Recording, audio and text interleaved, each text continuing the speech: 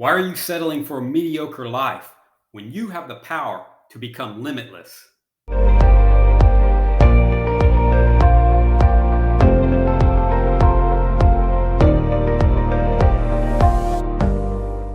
Hello, Vibe Tribe, and welcome to Mind Your Thoughts TV. I am Mark Combs, your manifestation mentor, and today we are shifting into a new mindset by minding our thoughts. Okay, Vibe Tribe, today I have a video presentation for you from Dr. Wayne Dyer that I personally can relate to, and I'm sure it will resonate with most of you out there that do watch this kind of content and enjoy it because it is a personal story. Um, Coming from nothing, like I was in the foster home too when I was a kid for many years. My father just like basically was doing his own thing, and my mom couldn't take on the role of taking care of. I come from a big family, 7 brothers and 6 sisters, so my mom just couldn't take on the role of taking care of us all on her own. So I did go to the foster home and I was in there for years, but that's another story for another day. But this presentation from Dr. Wayne Dyer is relatable to me. I personally feel it because he was in sort of the same situation, grew up in a foster home. His dad abandoned him. And, but none of his past affected his future once he realized he can control his future with his thoughts. So this is a great presentation, and I believe you guys will enjoy it. So I won't hold you up because it is a very lengthy presentation, and I do hope you guys can watch it to the end, and I appreciate you if you do. It is great information and it will help you become limitless. And also, before I go, I'm going to shamelessly plug my book because I believe it will help you guys if you're struggling to manifest money in any area of struggling to manifest money. You need to pick this book up called The Ultimate Guide to Manifesting Money by yours truly. And I thank you for being here. Please like, subscribe, leave a comment down below, and let me know what you think about the channel. If you like my content, what else you'd like to see on this channel, please let me know. I'll try to respond to each and everybody. And always remember, whether you think you can or whether you think you can't, you're right. The first 10 years of my life, I spent in a series of foster homes and orphanages. My mother had 3 boys by the time she was very young, in her early 20s. And my father abandoned his family. He just left. He took off one day. Well, I was born in 1940, and there was a depression in the world. There was a war getting going. There was no welfare. There were no food stamps, things like that. So my brother Dave and I, my next oldest brother, went into a series of homes and ended up in an orphanage kind of place out in Mount Clemens, Michigan.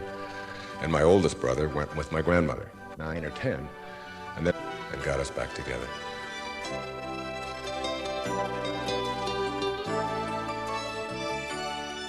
But being poor means you think poor. Self-worth comes from one thing: a belief that you are worthy. Teacher, therapist, consulting psychologist, and best-selling author, Wayne Dyer.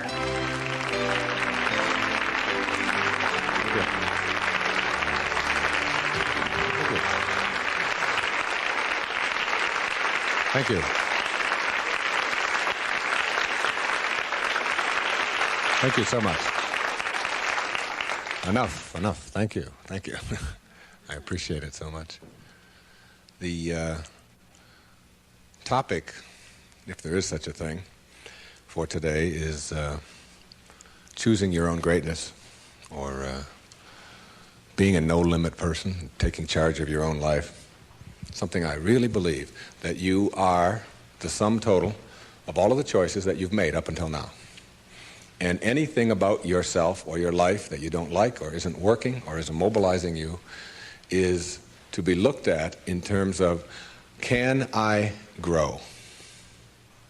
Rather than, why did I do it, or isn't this wrong? See, the 2 ways to motivate yourself are deficiency motivation, which says, where I am I don't like.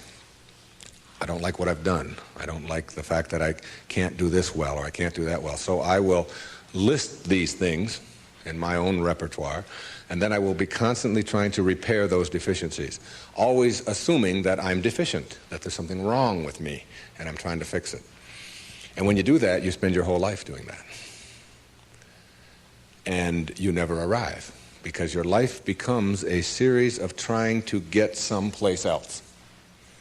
And it is, if you follow that, if you live that, if you behave that, then what happens to you is you become a person who will always suffer from this disease called more. You always have to have more. Because whenever you are getting where you want to go, let's say you want $100,000 in the bank, and you work, and you struggle, and you deny yourself, and you do all of those things, and you finally you get there, and here you are, you got $100,000 in the bank. All of this stuff over here is, of course, your life, and that is all you know. That's what you know how to, that's how you are. That is your being. That is your way of being. So that when you do get here, what you will do is say, this is not enough. You must, a no-limit person is never operating from deficiency or from lack in their life. They're never saying, I don't have enough.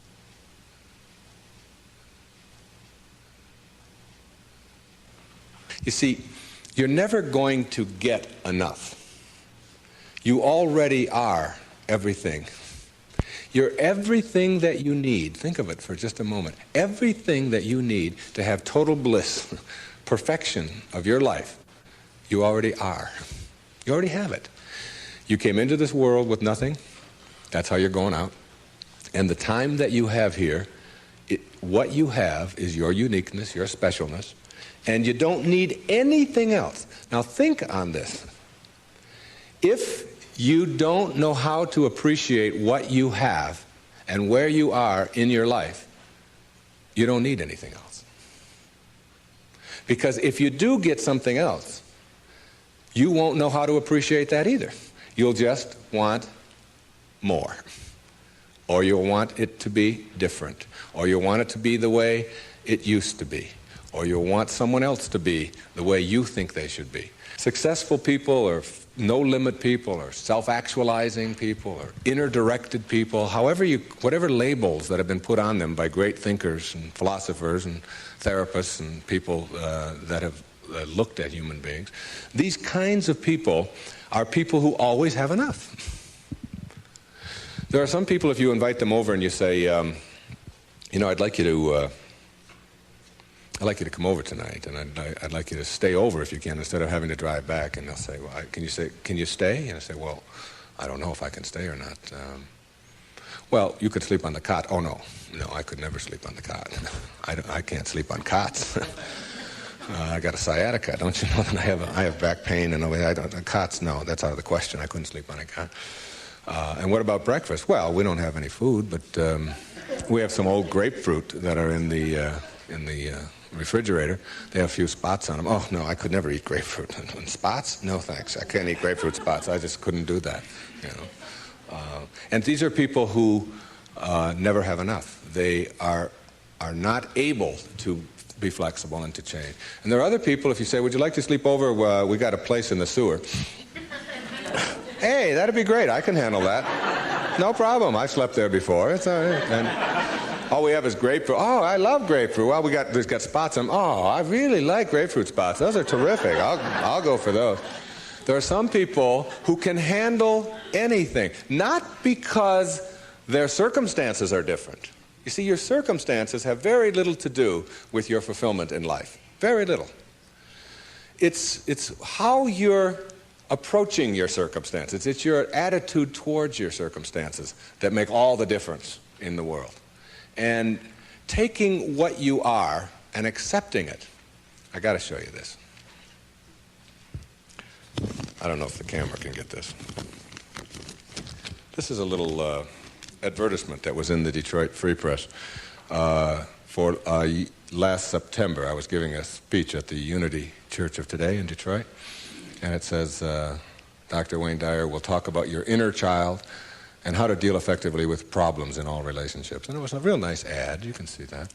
Then on top of the ad, in the same paper, there's another ad. And the ad says, "Face it."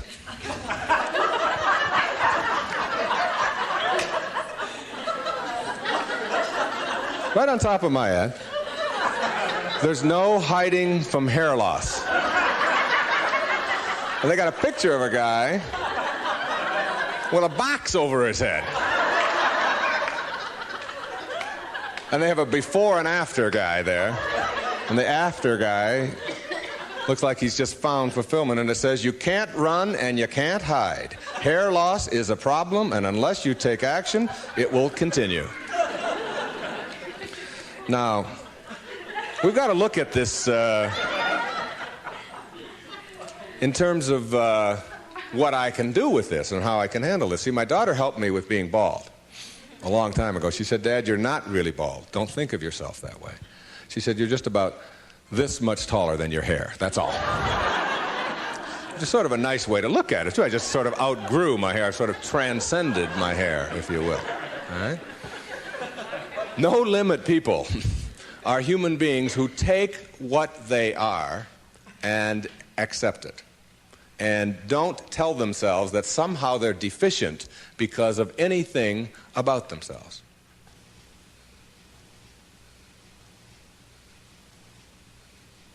This is a very crucial concept for me and for virtually all of us.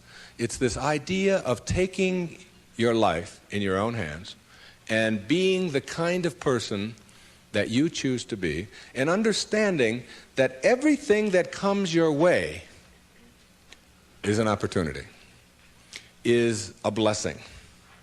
And it wasn't until I learned how to celebrate virtually everything that came my way that I was able to transcend it. You see, everything that was given to us by God, whatever that is perfect. No one can deny the mountains are perfect, and the rivers are perfect, and the birds are perfect, and the hippopotamuses are perfect, and so on. This is just what was given to us. Everything else that you have on our planet, that we have on our planet, comes about as a result of thinking. Thinking. Thought makes it so. All right? This microphone comes about as a result of thinking. Somebody imagines it. Somebody then tells somebody else about it, and it creates it. The dress that you're wearing, this shirt that I'm wearing, the shoes that you have, the stage, these cameras. Everything that you see that wasn't given to us was created by man as a result of the way that we think, the way that we think. So what gets inside of us as a cell comes about as a result of the way that we choose to think in our lives. Very important principle to understand, because once you get a hold of thinking and that it creates everything that you have in your life, you can change and make it as absolutely perfect as you want it to be, because thought makes it so. Creative visualization is what we're talking about here. The imagery, or the image that you have of anything in your life, is really like mental behavior. It's like going out and practicing. If you go out and practice with a basketball, shooting free throws over and over again, that's physical practice. Imagery is mental practice. It's mental behavior. When you have an image that you can succeed at something, when you have an image that you can do it rather than that you can't do it, when you get into your car and you have an image that you're going to find a parking place rather than that there'll be no place to park, so you're not looking for no place to park, you will start acting on the image that you have, very much like you will start acting on the practice that you have when you're shooting baskets, or when you're hitting a forehand, or working on your soup, or anything else that you're doing. Bucky Fuller, who I served with on the Hunger Project Advisory Council for 9 years, who died not too long ago, said that 99% of who you are, you can't touch, you can't see, you can't smell. 99% of you is untouchable, unsmellable, invisible. It is what Ken Kais has called your conscious awareness. It's what looks out behind those eyeballs. What is that? It isn't cells. It's some kind of conscious awareness that you are. And make no mistake about it, you've occupied a whole lot of bodies already. Now, this is not reincarnation talk. Although, I don't know about this reincarnation. People ask me if I believe in it. I said, well, I taught in a junior high school in the inner city of Detroit for 4 years. And I saw those dead bodies come to life every day at 3 o'clock. So I believe in reincarnation, all right? Now, if 99% of who you are you can't touch and you can't feel and you can't smell, then what is it? Who is it? Where are you? What is this thing called your essence or who you are? And where does it go? Now think of this. You were in a body. I have a little baby girl who's 11 months old. And we were all in a body that size. Well, it's only a body about this big. Got fingers only this long. You know? Got tiny, tiny little parts all over the place. I mean, she's only this tall. Now, is that her? Is that her essence? Because I have other children who are much older, and I am much older than that, and I can remember being 3 and being in a different body. Still me, still my essence there, different body, totally different, doesn't even look anything like when I was 11 months old. And then I was 13 and had a funny body at 13. But still my essence was there in a whole new body. Hairs growing all over the place that I didn't understand, all kinds of things happening to it, you know. Then hairs falling out of it later on, you know. Looking at those hairs that fall out and say, what held it in yesterday? You know, I don't know. I don't even understand that, okay? And so it's like who I am has been in many, many bodies already, all right? And that essence, you see, everything on our planet that is alive can never die. It can never die. Life doesn't die. It just transforms. It just moves on to new places and new ways of being, new ways of being. And the way of being that is the most transcendent of all is this way that comes from seeing yourself as love and only having that to give away. Only having that to give away. Let's say I were to stand up here in front of you and just visualize for a moment that I have an orange. And I take this orange and I squeeze it as hard as I can squeeze it, okay? What's going to come out? Juice. What kind of juice? Orange juice. Apple juice, any chance? Once in a while? Come on, now and then. A little mango juice come out of an orange once in a while? No mistakes, right? Never, no matter what. Next question. Everybody passes. These are easy, okay? Why? When you squeeze an orange, as hard as you can squeeze it, does orange juice come out?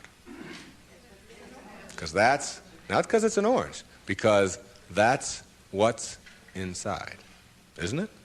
On our planet, when you squeeze something, what comes out of it is what's inside. Not too difficult, all right? Does it matter if your mother squeezes the orange? Does it matter what instrument she uses? Does it matter if you just had your period and then you squeeze an orange? Does it matter if your boss squeezes it? How about if your kids do it? Your kids squeeze an orange. Does it matter? Does it matter what time of day? Suppose they do it at noon, all right? How about at 4 in the morning? Does that matter? Whenever you squeeze an orange, the only thing you get out is what's inside, right? No arguments. Same thing works for you. Same principle works for you. It's a principle of the universe, all right? Someone squeezes you. That is, someone puts pressure on you. Someone says things about you that you don't like. Someone puts attention on you, whatever. Your boss says something to you that you don't like. And out of you comes anger. And out of you comes hatred. And out of you comes fear. Or out of you comes stress. Or out of you comes tension. Why? Is it because of your boss and the way they squeeze you? Never. Is it because of your mother? I mean, she really can be a pain sometimes, right? Is it because of your children? No. What comes out of you always when someone squeezes you is what's inside. This is the vital principle of being a no-limit person. It's so crucial to get this and understand that. That if you have any hatred in your heart for anyone in this world, or any anger, or any fear, or any of those things, it has nothing to do with the rest of the world. It only has to do with what you put inside. Now, how does what gets inside of you get there? That's the key. How does it get there? As you think. Only as you think. You see, there's no anger in the world. There's no stress in the world. There's no tension. It's perfect. We've already established. It's a perfect place. It works just fine. It's all flowing the way it's supposed to flow. The evidence for it is, it is. That's all the evidence you need. Just look around you. Everything out there is a miracle. Everything, including you. There are no mistakes. It's all perfect. And everything that happens to you in your life, whether it's a trauma, whether it's a disease, whether it's somebody treating you in a certain way, there's a lesson in all of it. No limit people understand the lesson in life, and therefore celebrate the lessons.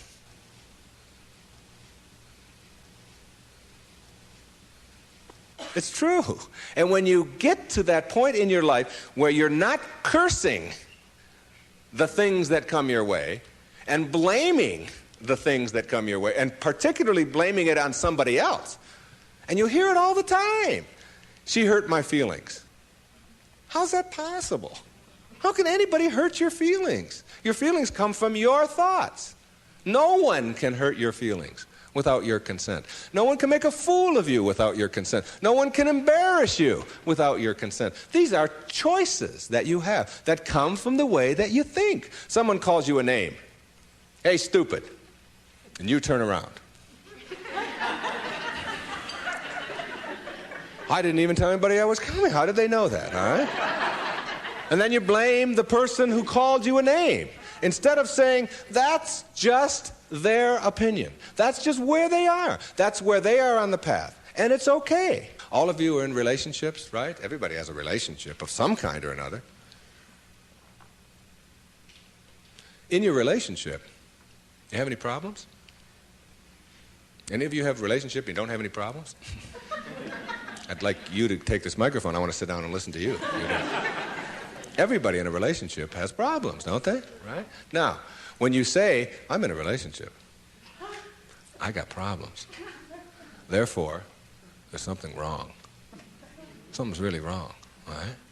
Now, if you're in a relationship and you have problems and something is wrong, you got to call in a consultant, right? You got to call in somebody to help you with the problems. You don't want the problems to go on.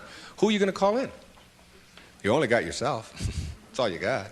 You might get a therapist once in a while, but they got worse problems than you do. The only consultant who can help you with your problems is you. And who is that consultant that you're calling in? We've already established that there's something wrong with that person, right? Something wrong. So now you're going to call in a disabled person to deal with your problems in your relationship, right? Now, this is a really sick approach to curing your problems. You got somebody who says, we got a problem. You don't talk to me, and I didn't talk to you, and you came home late last week, and this week I called you, and you didn't call, and I was supposed to call you, and then you didn't do it, and how can you do that? Now, this is the consultant you're calling. Excuse me, will you come in and help us? I don't know if I can help you or not. I didn't come home. That's the person you got to deal with your problems. All right? Now, what you can do is you can change all of that around. You can say, I'm in a relationship. We got problems. There's nothing wrong with that. That's the way things are, you know. My problem is that you are different than I am. And you think differently than I do. And you behave differently than I do. And you smell different than I do.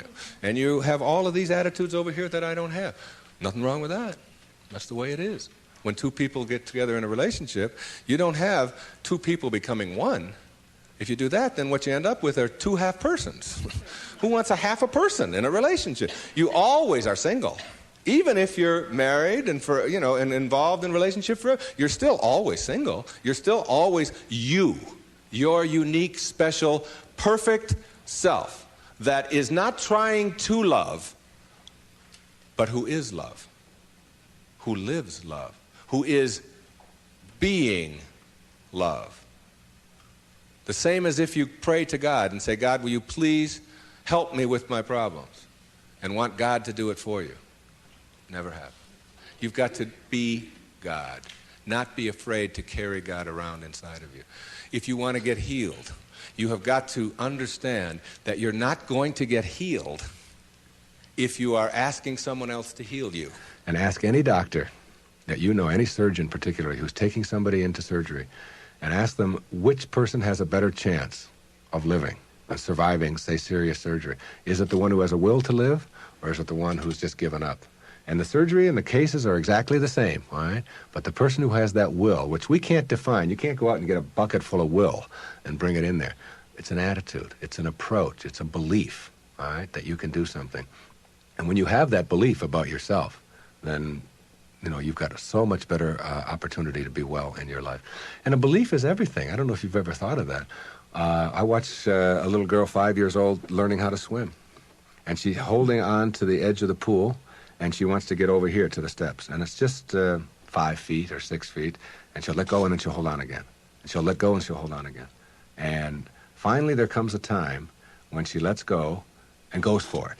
Okay? You've seen this with your children, and what you ask yourself is, in the moment before that when she was holding on, and then look at the moment afterwards, does she have any different skills? What's changed? Yeah, the skills she didn't have any new skills. She didn't learn any skills in that second. What she has is a belief that she can do it. And when you believe it, when you really just believe that you can do it, that's what allows you to swim. And when you think about it now, do you know how to swim? Yeah, so when you dive into the water, you don't think about that. You just know when you dive into the water, you can swim. You don't have any necessary swimming skills or anything like that. Or when you get on a bicycle, you get on, you know that you're going to, unless you believe you can't, because you've never gone out there and tried it and worked on it and done it. Told a story of a patient of yours who had that very problem, who said she didn't know how to ride a bicycle. Yeah, Gail, who came to me many years ago. And you know why she said she couldn't ride a bicycle? Because her mother wouldn't let her get on one. Cop out. Yeah, absolutely. And she had these beautiful big white teeth, and her mother had always told her you could fall and break your teeth, and I wouldn't want that to happen to you. So here she was now in her 30s, and telling me that she couldn't ride a bike, and she was in therapy. And I said to her, okay, let's go. She said, go? Where are we going? I said, well, I've got a bicycle downstairs, and I'm going to show you how to ride a bike. I'm going to have you teach yourself how to do this. And she said, look, I didn't come here to pay you the kind of money that I'm paying you to have you teach me how to ride a bicycle. I came here to find out why I can't. I said, oh, well, you're going to need another 30 seconds of therapy, easy, okay? The reason you can't is because you never got yourself on a bicycle. And until you do, you never will know how, and you just believe that you can't. Oh, that's the end of that. There's no more to talk about that. Now, what we have to do is get you to get out there, and we went downstairs, and it was a woman's bike, and I've helped a lot of people to teach themselves how to ride a bike. And what you do when you help someone to teach themselves how to ride a bike, because you don't teach anybody how to ride a bike, okay, is you let them do it all themselves. You let them hold it, you let them balance it, you let them move with it, you let them put the pedal down and move it themselves, and you stand back. You say, no, when you're ready, you know, and then you move it, and you hold on for a second, then you put your foot back down, and you practice it and practice and practice that all yourself, you know, with just someone encouraging you, and before long, in just a matter of minutes. When I tell you it was minutes, and this woman had never been on a bicycle before. She rode like 2 blocks on a bicycle. She couldn't believe that she now had a belief. Being, to me, means seeing the greatness and the uniqueness in you and never letting anybody else convince you to the contrary.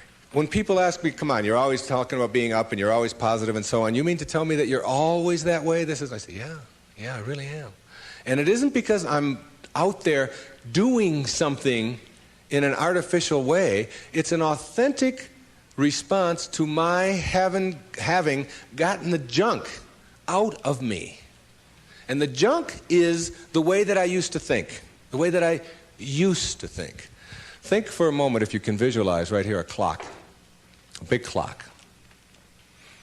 And the hands on the clock go from 1 to 12. The clock starts right out here with the minute hand, and it goes over towards the 3, the hour hand, minute hand. And that's the time in your life when you are moving away from yourself, from your true self.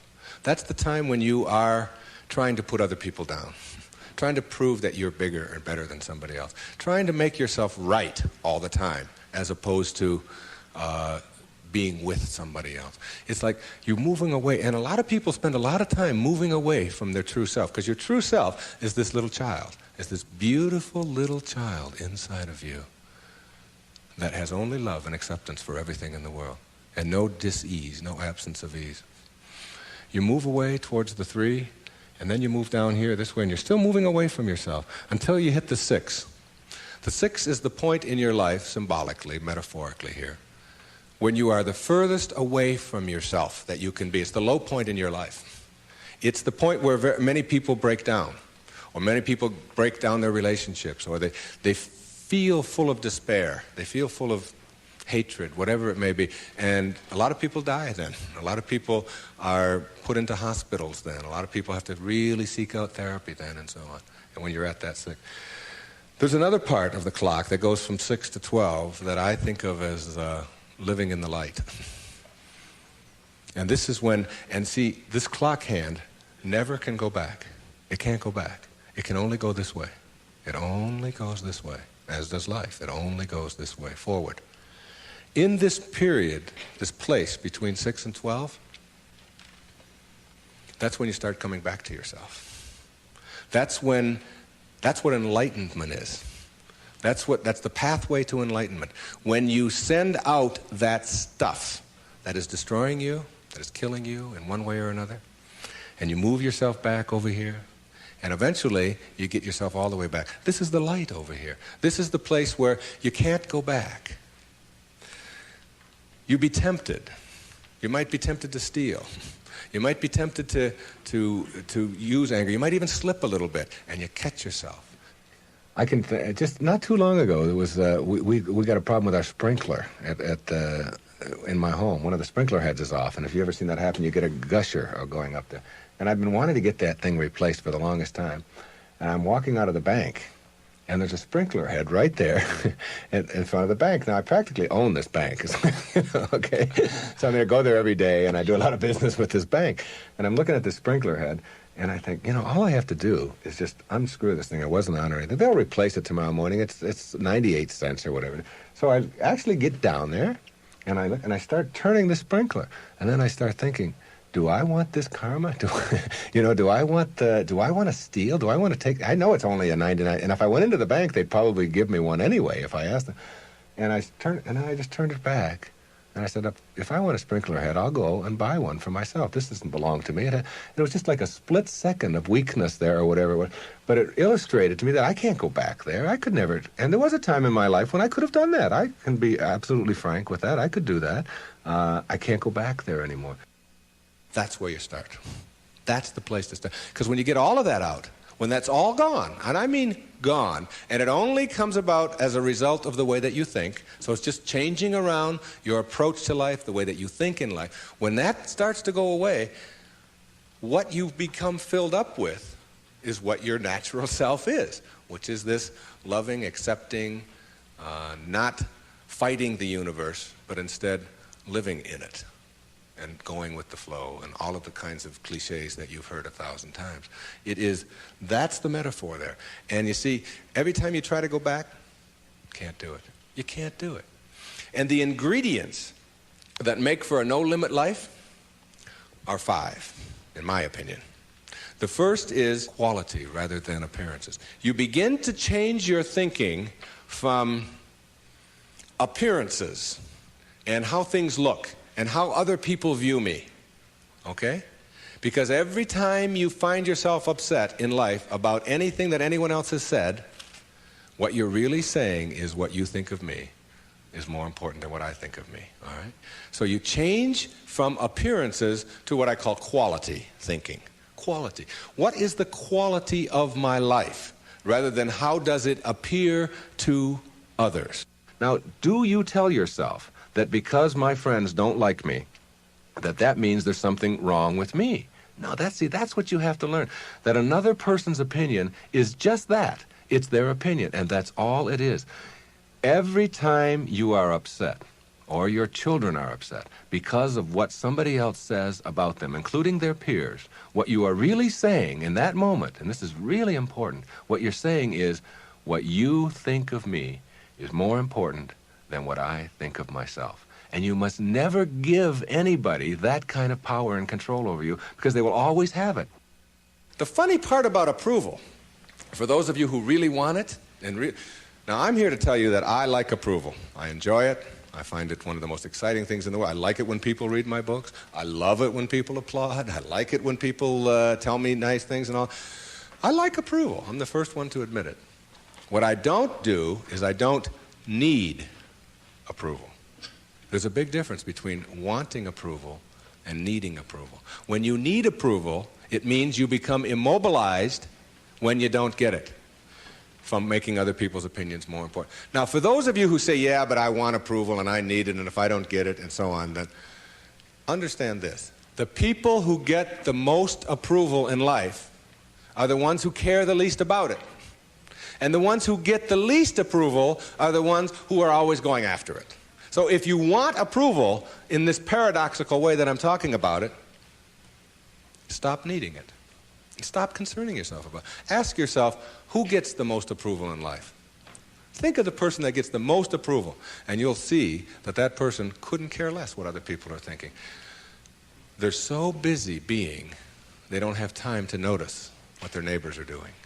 Thoreau said this. He said, if you advance confidently in the direction of your own dreams and endeavor to live the life which you have imagined, you will meet with a success unexpected in common hours.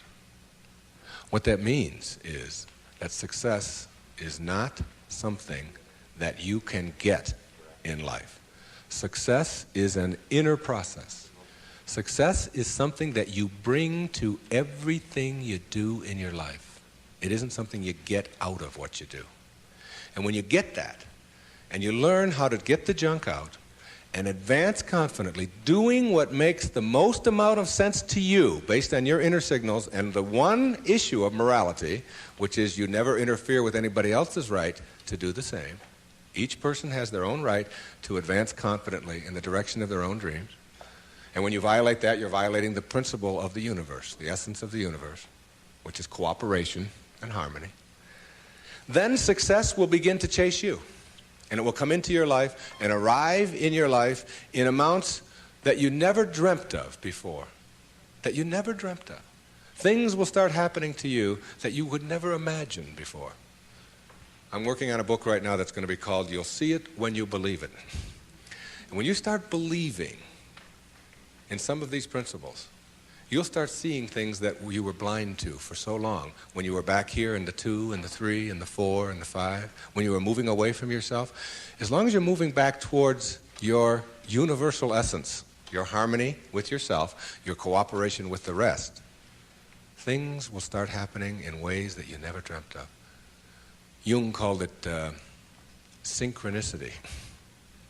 And it's a term that we use to explain how unexplainable coincidences sort of happen in our life. And how come these things happen? I'm going to share a couple of those with you before we leave.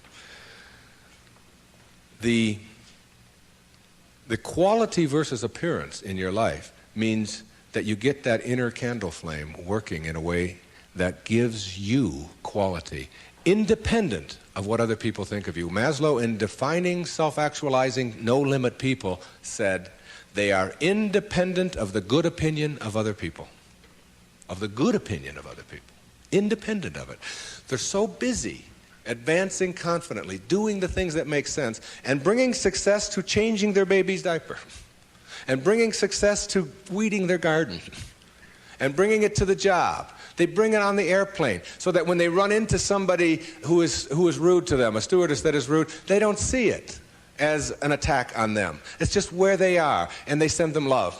Help them a little bit, you know. They're kind. When somebody wants to get in on the freeway, and they're one old temptation when they were on the 1 to the 6 side was to say, oh yeah, nobody's getting in front of me, I'm getting there first. It's like they slow down a little bit. They don't have all that type A stuff of having to beat somebody else and having to defeat somebody. It's a new way of being.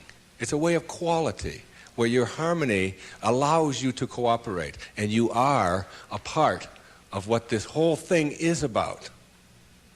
New way of being, quality rather than appearances. Another new way of being, very important. Living your life on ethics rather than rules. Ethics rather than rules. All these rules, all these ways of having to do things, Somebody else dictates to them. Do you know that some of the most immoral acts in the world have been perpetrated in the name of the rules? These are the laws. What do you think Nazi Germany was all about? Everybody doing all these horrible things to other people. I'm only doing my job, was the defense we all heard at Nuremberg. I was just doing my job. If it's an immoral rule, it's immoral to obey it. And self-actualizing people, as Maslow tells us, have rules inside of them that they could never obey, never disobey, ever. And they have to do with ethics, how you treat people. How do you think we get to where we are now? You know who Rosa Parks was? The woman in the South, the black woman in the South who said, not today, I'm not going to the back today, no way. I know what the rules are. The rules were all over the place. If you needed a reminder, there were signs every place, colored in the back, white in the front. And she said, no, I'm sitting here. And that made all the difference. Ethics, not rules. When your children start disobeying rules that need to be disobeyed, don't be surprised. When I was in the service, they had a policy on Guam, where I was stationed, which would not allow the Guamanian civilians to shop in the PXs and the Navy exchanges. But they did allow all other civilians to shop in the Navy exchanges and PXs. But if you were Guamanian, that is, if your skin was dark and your eyes were shaped a little different, then you couldn't. A clear, outright violation. I was a serviceman. I was in the Navy. I was a communications cryptographer. They had a newspaper in the Guam Daily News, and it said, an invitation to speak your mind. And it was a letter writing contest. And they offered $75 to the first prize winner. $75. This was 1961. That was a fortune to me. That was a month's pay in the Navy at that time, almost. So I entered the contest, and I knew I would win it. I had already written a novel at that time. A whole novel I had written while I was on Guam. I knew it wasn't going to be a contest. I felt sorry for the other people entering it. I knew I was going to win this. Unfortunately, I didn't realize that when you're in the service and you have an opinion and you don't submit it to the chain of command, that you can be court-martialed for that. So the headlines on next week's Guam Daily News were, U.S. sailor assails policy of discrimination. Big, hot stuff, all right?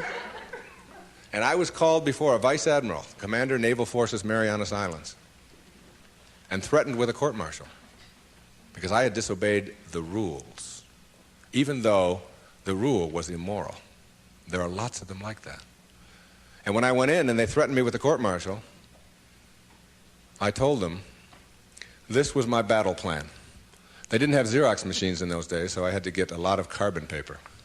I wrote a letter to President John F. Kennedy, and I wrote a letter to the Secretary of the Navy, and I wrote a letter. My hometown was Detroit. I wrote a letter to the Detroit News and a letter to the Detroit Free Press, telling them what was happening to me as a result of just expressing my opinion about an immoral act that was going on over here on Guam.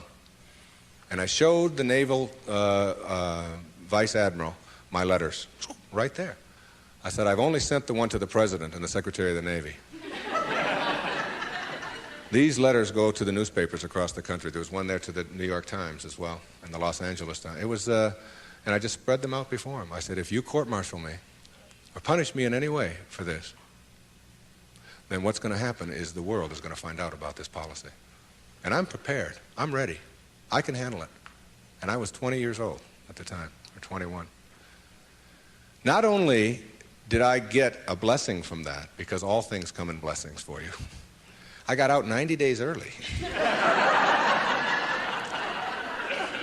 And they stamped on my record, P.I., because the president took it up and sent it to the secretary. Must have. And I never heard from him, but the P.I. on your record means political influence. And they don't like anybody with political influence in the military. And as soon as they saw that, they said, this is somebody we probably will be giving a discharge real soon.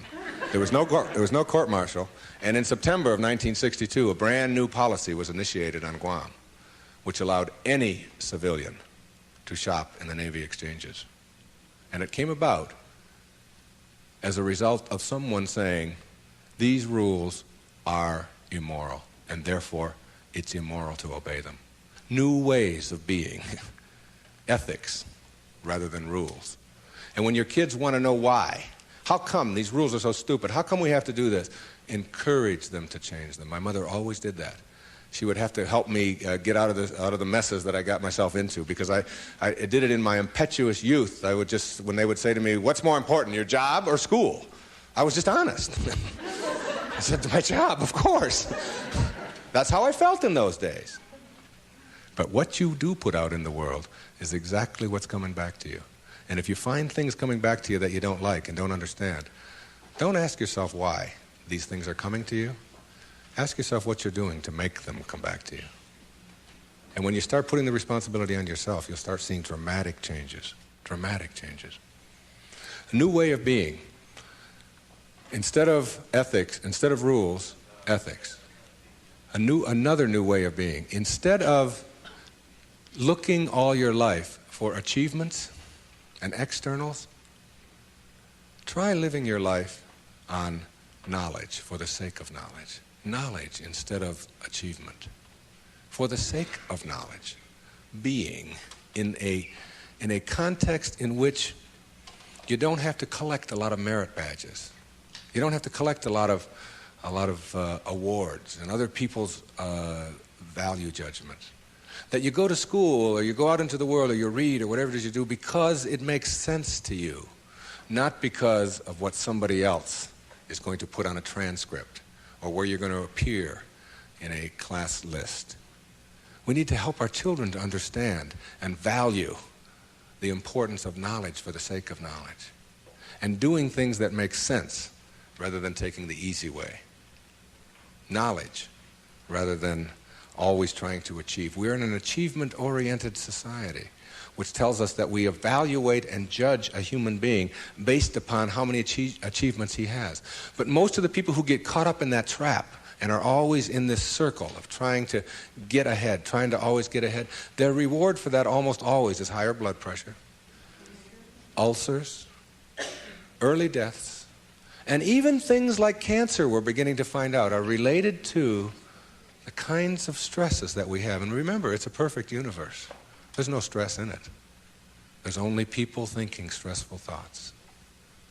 And when you put that pressure on yourself to always achieve and get ahead of the other guy, you miss what it's really all about. There's nothing wrong with goals. It's falling in love with them that's the problem. It's not being able to be flexible and alter them. If you have a goal to get here, to get $100,000 in the bank, to get to this promotion, to get 2 cars in your garage, whatever it is that your goal is, and you're on your way to that, and you're always working at the goal, all of this stuff on your way to the goal is called striving, and that's what you learn, striving. And striving is a very low-level place to be. When you get to your goal, because all you've ever known is striving, you will just always suffer from this disease called more. You will just upgrade your goal to $200,000, 4 cars and 2 houses and another wife and a younger one and all of these kinds of things. If you have a goal and you understand that every step along the way is a present moment to enjoy and to live, then the goal won't become any obsession. I don't have any goals in my life. People ask me, where are you going to be 5 years from now? What are you going to be doing? What's next for you? I remember what Lincoln said, who to me was like the greatest person who ever sat in that White House. He said, I never had a policy. He said, I just tried to do what made the greatest amount of sense each and every day of my life as I sat there as the President of the United States. And I think there's something really significant in that you don't have to get it all planned out and follow a certain pattern and do it a certain way. If you just sort of trust your inner instincts and go with that and live each moment, the goal stuff will all take care of itself. But if you're sacrificing and pushing your life aside and suffering on your way to trying to get someplace, you'll never get there. It will always elude you, because once you get there, you'll just have to upgrade it. And that's because that's all you'll know. Nowness is that purest form of sanity, living in this moment and enjoying it. And all the rest of it will sort of work its way out. Another new way of being for me is to think of yourself in terms of personal authority rather than being an authoritarian. Personal authority. A person who has authority never needs to dominate anyone else, ever. Dominating doesn't become necessary. In business, you can have authority. The people who have the most authority are the ones who listen the most, and the ones who are the most conscientious about what do other people have to say. A person in a relationship who has to dominate somebody else and has to make the other person submissive shows that they don't have authority, because they're getting their power not from within for themselves, but on the basis of who they can control. And that never lasts. That never lasts. The only thing that lasts is having inner power, if you will. Know thyself. That's what Shakespeare said. Know thyself. The more you know yourself, the more you become honest with yourself, honesty becomes just a way of life.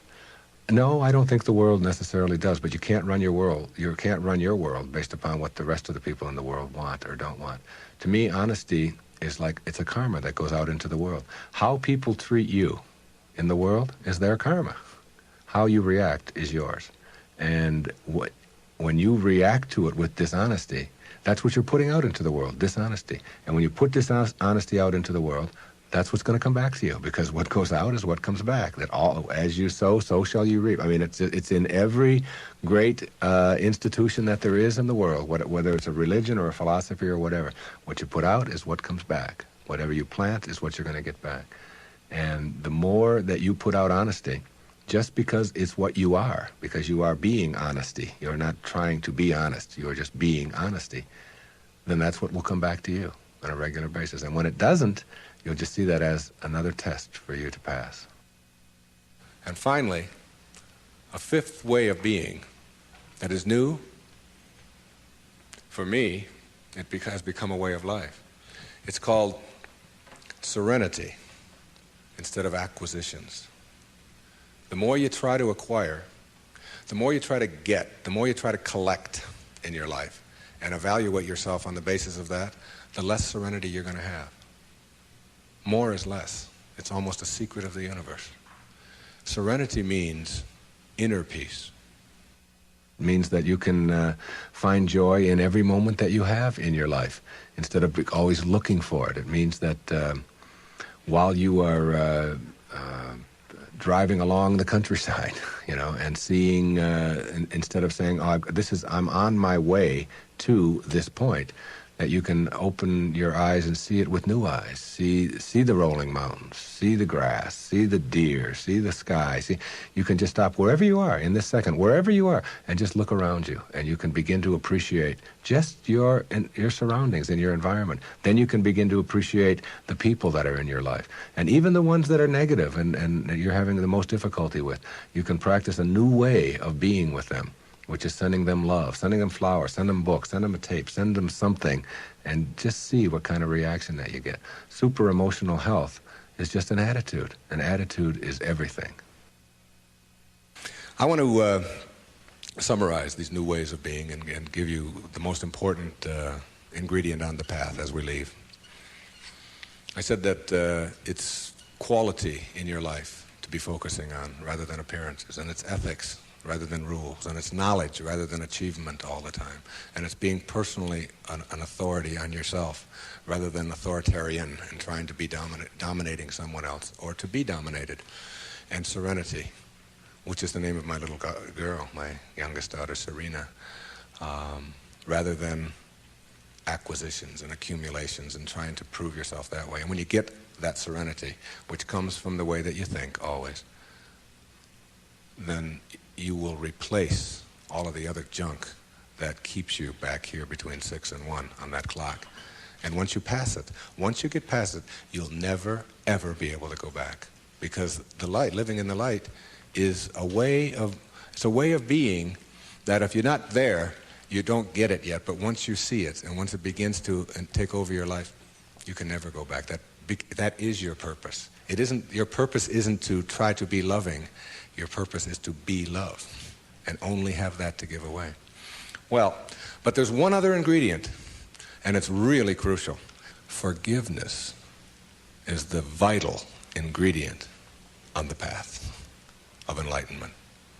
And if you don't know how to do it, then practice sending out love. Take the person or the people that you're having conflict with, any place in your life, send them something. You don't have to even do it physically. Just send them something that comes from inside. And what's inside is how you choose to think. And if you can make that love and do that, and that is to me the test. Not whether you can love someone when they smell good, when they do everything that you're supposed to, but whether you can love someone who has sent you hate or anguish in your life and send it back. You don't have to forget. You don't have to go back. But you got to get it out of you because it is blocking you and holding you back. And when I said you'll see it when you believe it, all my life I had wanted to write fiction, a parable. 4 years ago, I decided to go off to Hawaii, to Maui, to Kaanapali Beach, and to write. Now, the books that had made the most difference in my life were The Little Prince, Candide, Siddhartha, Jonathan Livingston Seagull, Illusions, Alice Through the Looking Glass, Gulliver's Travels, parables, teaching parables, stories that can tell a message. I went over to Maui, and I sat down on the beach, and I'd been talking about writing this, I'd been talking about doing this, and it was something that... And I have a little girl, and her name is Sky, S-K-Y-E. I decided to reverse the letters in her name, E-Y-K-S, and put an I in there, which symbolizes the self, Icus. And I just created this parable of a woman whose name is Icus, who lives on another planet. The planet is Uranus. And it's a duplicate mirror image of Earth, only Icus can only see things as they are, not as we would like them to be. And therefore people are neurotic on Uranus because they have to be. She gives the anxiety attack report, if you will, because anxiety really does attack over there, and tells about anxiety coming in on the weekends and so on. Well, my visitor in my parable goes to Uranus, meets Icus. She cannot understand, as he describes Earth, why people would be neurotic by choice on Earth. Why would anybody be unhappy or depressed or miserable when when anxiety doesn't attack, and when elevators really don't scare you, and when if you want a complex on Uranus, if you want to give a complex to your wife, you go to the store and buy one. And she says, what happened? Well, my husband gave me a complex, and it's true. Whereas on Earth, if you have a complex, it's because you've chosen to have one. She can't figure it out, okay? So she comes here, observes our people, and begins to see the secrets of the universe, and gives us these secrets, talks to the top leaders in our field. And that was my parable, and I wrote it, and she gives all of these wonderful secrets, some of which I've been talking about here today. But what I want to tell you is that my wife gave me a license plate, and the license plate says Icus, okay? It's a vanity plate. And I was pumping gas on Federal Highway in Fort Lauderdale, Florida, and a little man from Greece came up to me, and he said, what means this Ephies?